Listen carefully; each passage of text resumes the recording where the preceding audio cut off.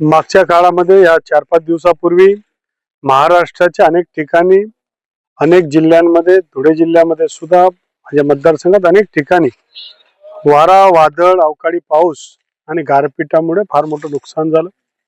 खरं तर पीक लहान असलं त्यावेळेस माणूस सहनही करू शकतो. दुर्दैवाने उभं पीक असताना, पीक कापणीला आले असताना मग आमच्याकडची पपई असेल, मका असेल, त्याच्यानंतर आपल्याकडे टरबूज असेल, ज्वारी असेल, गहू असेल, या सगळ्यांमध्ये मोठ्या प्रमाणात नुकसान आपलं झालेलं आहे.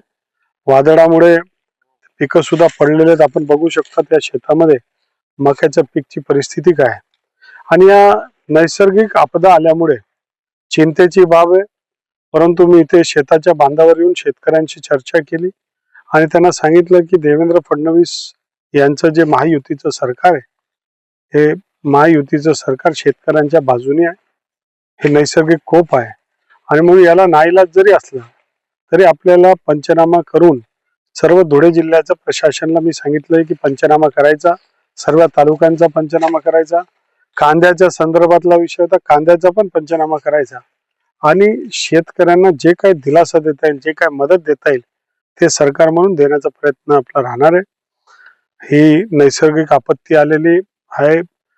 या निसर्गाचा लहरीपणा आल्यामुळे हे अल निनो सारखे जे प्रकार आहेत त्यामुळे हे सगळं पावसाळ्यात पाऊस पडत नाही, उशिरा पडतो, उन्हाळ्यात पाऊस पडतो, हा सगळं लहरीपणा आहे.